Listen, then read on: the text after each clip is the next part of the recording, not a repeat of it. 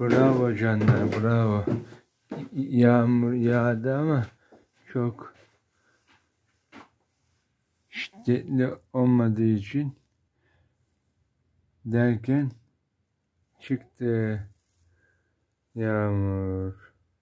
O zaman hızlıca kuşlara verelim, bulunsun.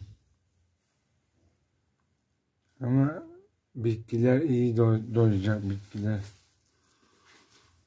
Bitkilere şifa oldu. Bu yağmur bitkilere şifa.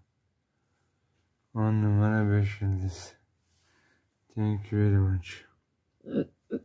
Tak tak.